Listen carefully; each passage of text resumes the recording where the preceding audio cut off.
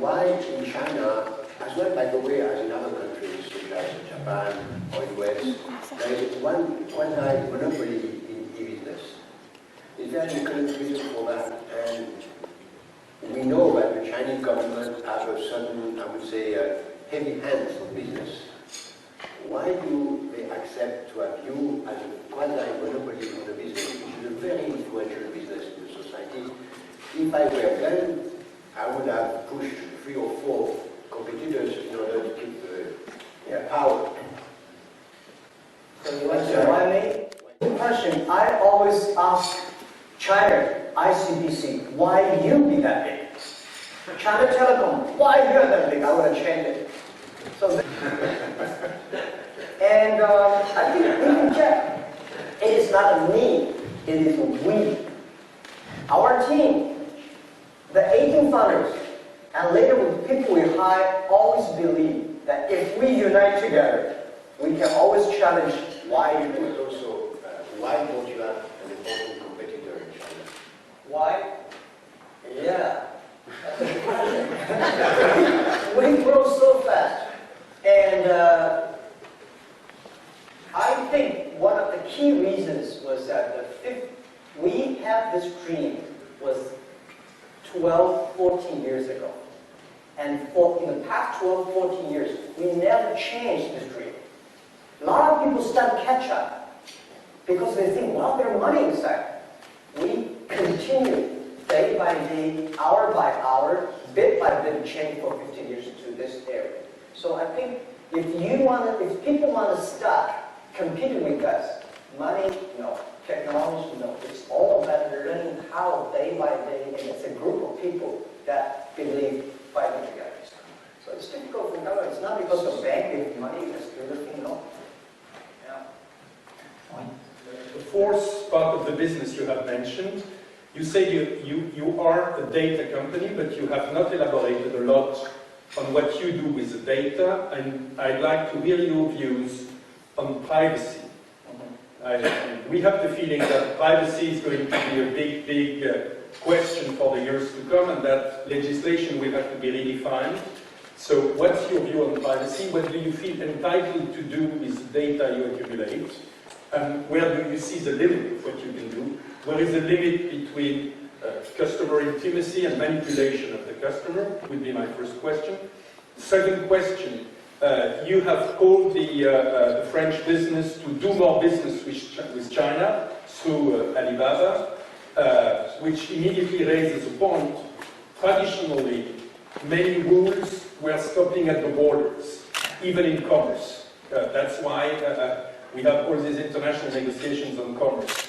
How do you see the reactions of the governments to the fact that firms like you and more cross-border and see the local legislations as more and more irrelevant, and not only as far as custom duties are concerned? Two directions. One is, we know mobile internet is coming.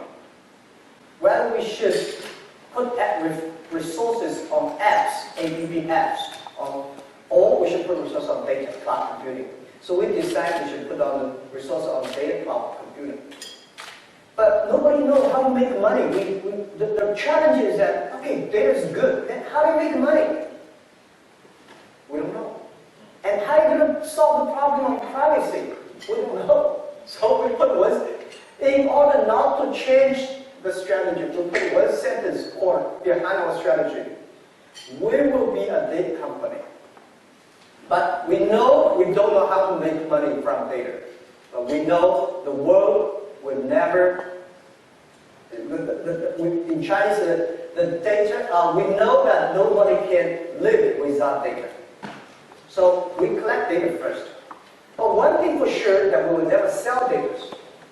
And one thing today we are discussing and debating and fighting internally very, very strongly is that privacy issues. Okay, I tell you my point. We all have to, first we all have to get used to live in a society with being transparent. Success people want to protect. And I want to protect, no, don't touch it. But young people, they show everything. And this is the trend. So we have not figured out how to make money off the data, but we know we will never sell data, raw data. And second, we don't know how to really solve the privacy issues.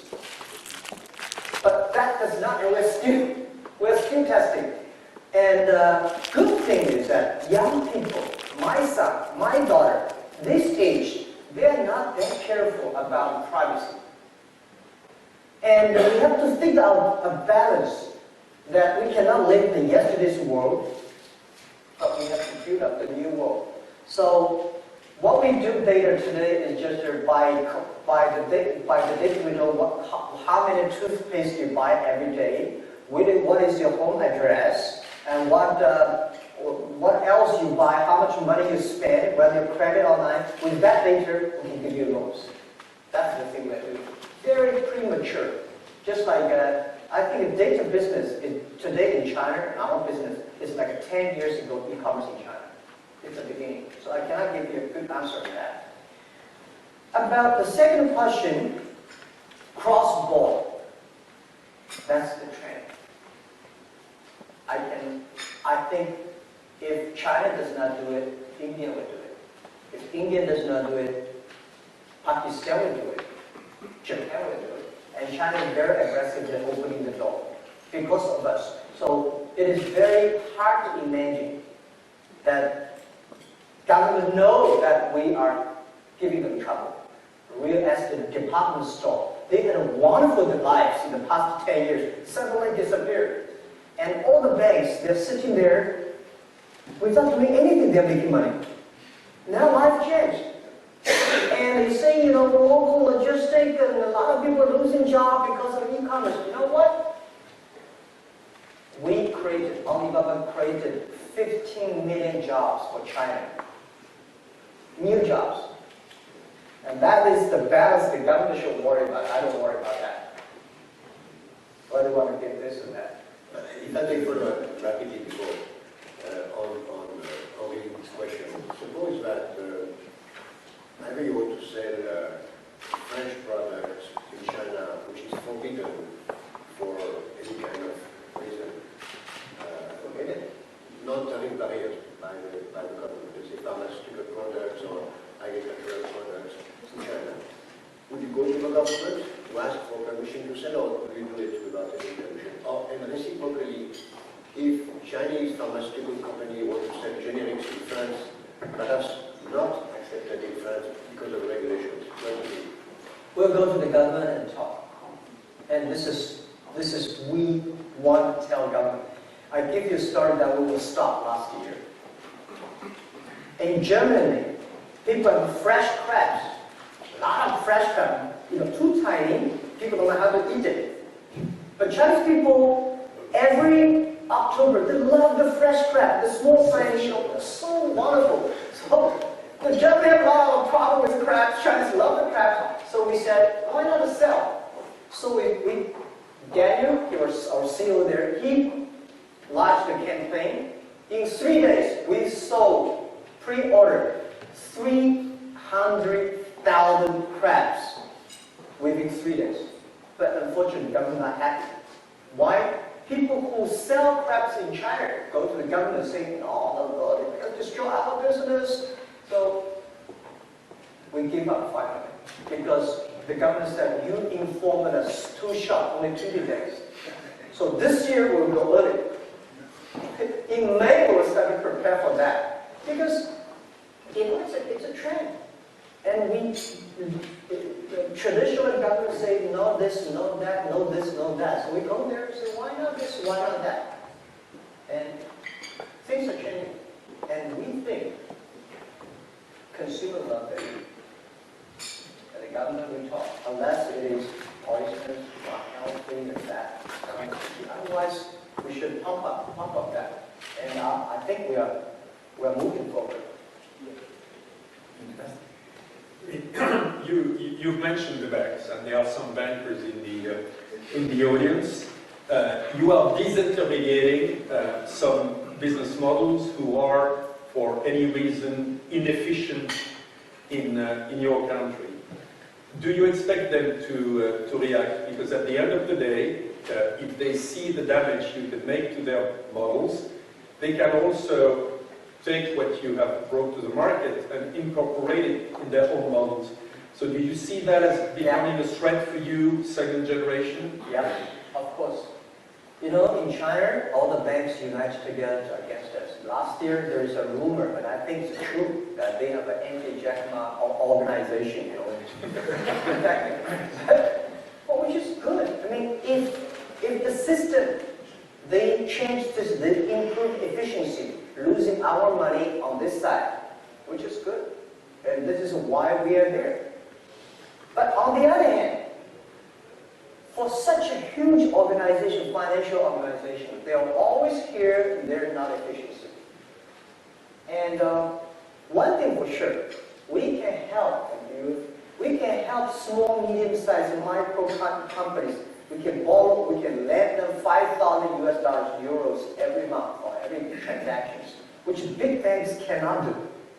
There's a huge, because of the data we have, because of the technology we have, we can always create value for our own customer and ourselves. So if the bank say, okay, we take our business, we change, we love that. Good, do it. Then we'll go back to their land and we can do it in ourselves. I'm open to that. Yes, we do also microfinance in China, as you know, and we do that as you do, and there's an enormous potential for that. My last question would be, what do you think will be the most important challenges for China in the years to come? Do you think it will be environment issues, which have to be tenable?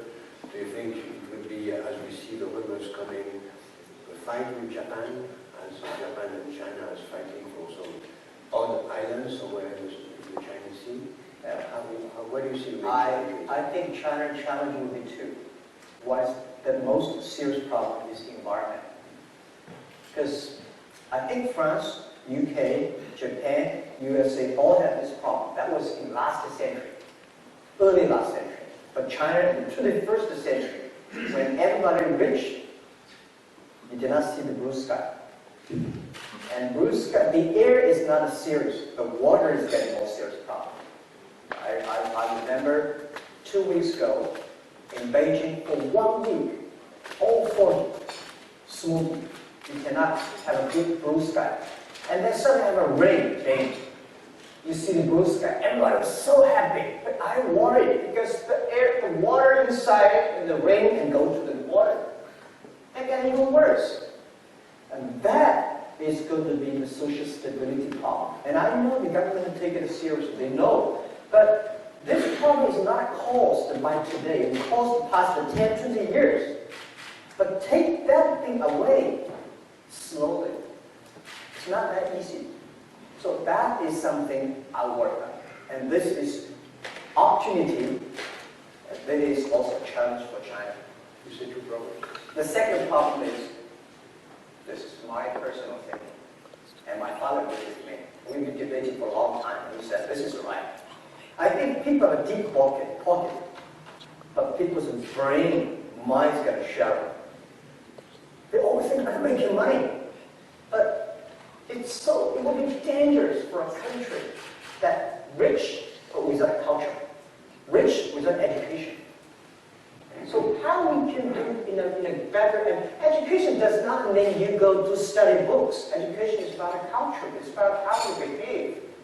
So agriculture products, the cultural products, China need that because the economy grow like this, but the cultural products grow like this in the past 10, 20 years, which is no good. So for us, we see the opportunity. So we will invest more. The thing on more because of the air, water, and food. In 10 years, we have a lot of people have cancer. Lung cancer, brain, liver cancer, stomach cancer. This thing comes. It's going to be a problem for every family.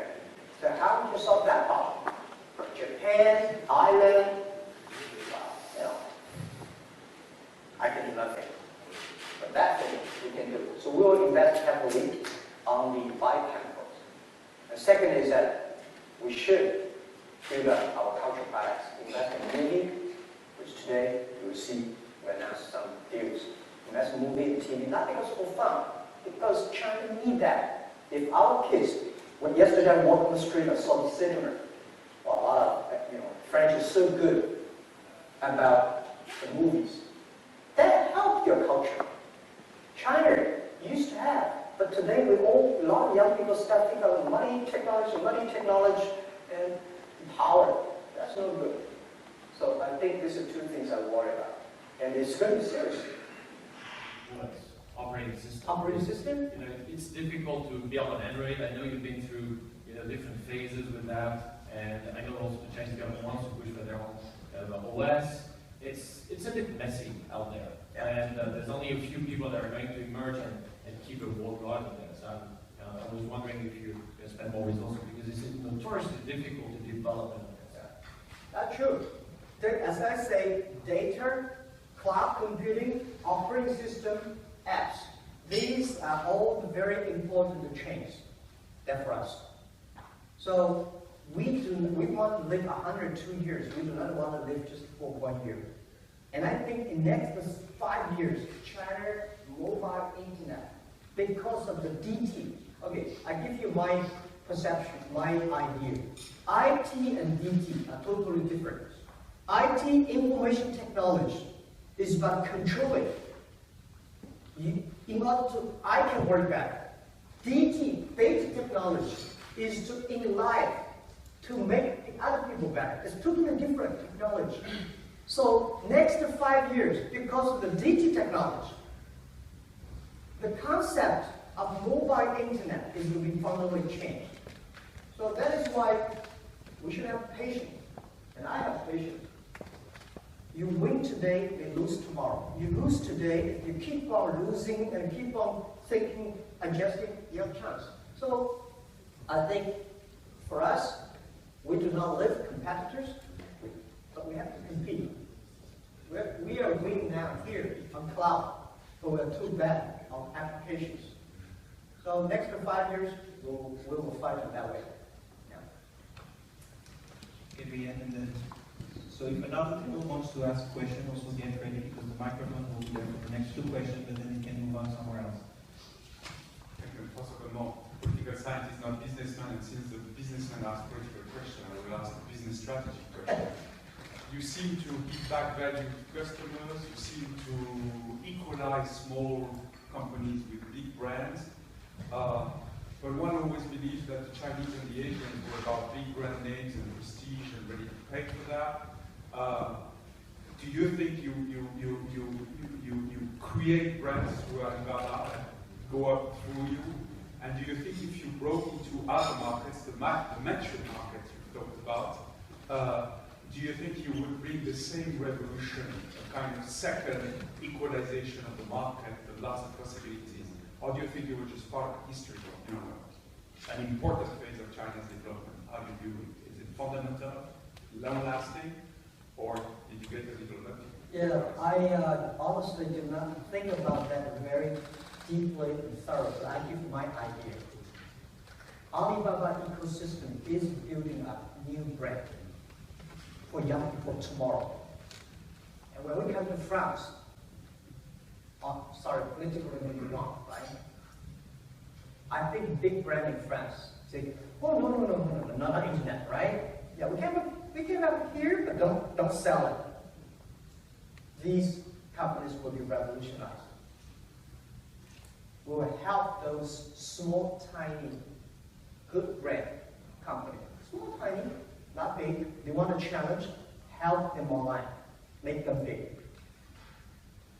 This is the value we create to the society. Always revolution. Those people don't want to wrong. We make those people wrong. And those people wrong, those people win. But yesterday I said to myself and to my friends, if you do not fight for your own position, the future is going to leave a tiny position to survive. That is what I believe. And European, because of the DT technology, a lot of companies will become. We can keep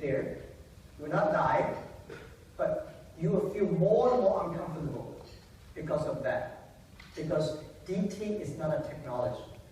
It is mindset thinking.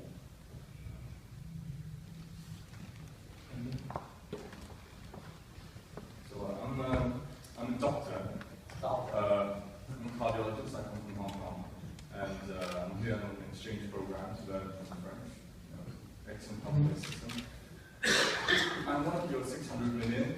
My personal life has been touched by you. My daughter wears, clothes that were designed by a French designer and manufactured in Shanghai, and she wears them now around Paris. And I have spent a chunk of my savings in Europe. Yeah. My question is, how is my professional life going to be touched by you? And and how is the internet going to change healthcare? Because in my industry, there's a lot of unhappiness. The customers are very unhappy. The providers are very unhappy. Anywhere in the world, probably apart from in France, where the healthcare system is excellent. But where there's unhappiness, that means there's a lot of opportunity for dramatic changes to happen. And I know that you care a lot in that you've invested in your life sciences prize and you've been investing in a data company for healthcare recently. So I'd like to hear about your opinions on this. Thank you. Guys, just to give you one example about this industry. This industry is going to change in 15, 20 years, which all the doctors will be covered. Just to give you one idea. Today, if I go to Beijing or Shanghai for a doctor, I put on my doctor clothes. I'm not a doctor trained. Put on clothes, start, nobody knows who he is. I can pretend to be a doctor for 2 months without, I'm sure. I'm sitting there checking. For 2 months, nobody can tell. Is it a doctor or Jack Ma? You know what I do? The guy comes. Okay, anything wrong? I have a stomach problem. Good. Go to X-ray or go to there, then go there. After half an hour, 1 hour, wait for a long queue, get checked and come back and see, okay, something wrong here. You want some medicine? What kind of medicine you want? Let me check. Okay, give the medicine, you go. That's happening. Data is going to change that. In the future, very few doctors will be happening in the hospital. People will go there and check first. And with the data, your genes and everything medicine you take and all the data, we can tell you these are the medicine you take. Without that, you don't even have a doctor. Mobile would tell you. Data would tell you.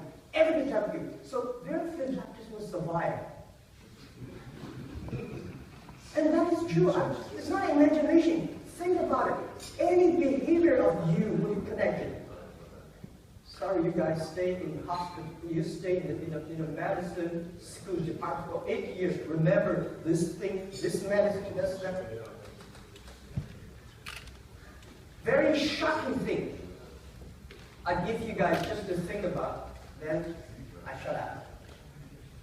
Guys, computer is famous for IQ, intelligence, because the computer can remember better than you are, can calculate quicker than you are. Because of the data, computer EQ, emotion, will be better than you are. And this is how the human intelligence is building up. So many years ago, computer, the machine, they are stronger than you are, or they calculate faster, but today because of the data, computer emotion Q is going to be powerful. So doctors, I'm sorry. On the cultural side, we're a few here from the Franco-Chinese group, and I always have the little Killer, a cultural agitator here. And I was happy to hear you talk about culture and the importance. Though I'm based in Paris and Shanghai, art galleries, and I tried to see what was on Alibaba a few years ago, or even more recently, related to cultural products. I was a little disappointed. So I would be really glad to hear what is your strategy for the future, because it's super easy, and every one of us in China uses Alibaba for everything and anything but cultural products. Yeah. And I've asked young people, because it's amazing to see how in Shanghai young people love culture. I was just at the Kusama show. You have a line of thousands of people waiting to see the show. is just so empowering to see that people love culture. It's somewhere in their DNA, but I don't see it yet on the internet. And also, I tried the other way, how to get your help, Alibaba and other businesses, to help my business there. And then I always come back to reality. It's not that hard to put cultural products on the internet, but to import them, to go through the tax, to go through all the legislation, the books, because when you talk about cultural products, you have books. And in China, to import one book is a nightmare. To import a box of books is more than a nightmare. And to import a container of books is mission impossible. So I was also I wanted to hear about your insight on this. Yeah. We just start to, I think, by coincidence, people say, Jack, you're crazy or not, but we just start to be firm on cultural products just last month. I've been trying to convince my management for 3 years. There's no way to do. And it's, it's so difficult, it's so dangerous and not making money. The last month, just the last month, was it? Let's go ahead, whatever. And I told my people, my CFO, who control the money, I said, next 10 years, I'd love to waste, just to think about 5 billion, 10 billion US dollars wasted by Jack Ma. Sorry, the investor. I tell all the investors also. Just think about the money we invest on the cultural products. The money gone. Because Alibaba grew from 50,000 US dollars to today that size. The founder and CEO should have the right to spend the money and waste it. Nobody can guarantee you will make money. But cultural products, I told the team, we would invest $5 billion, $10 billion on agricultural products and make lose money. Why we do that? China needed it. And the government is today, of course, very sensitive, right? And we will go to talk to them, convince them, just like what we did 10 years ago. E-commerce, internet is healthy in China. We should embrace the culture. So in the next 20 days, you'll see a lot of action on the media, what we did, what we do. And it's still a testing. What I want to do is digital entertainment first. The off-product things we will sponsor, but mainly we'll move the digital products online to be trade fairly and actively. That is what I will do. Yeah. We have time for 1 or 2 more questions. Edouard,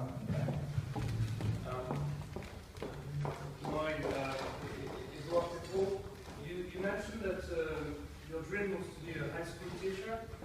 My dream what? Sorry? You were trained to be a high school teacher. Yeah.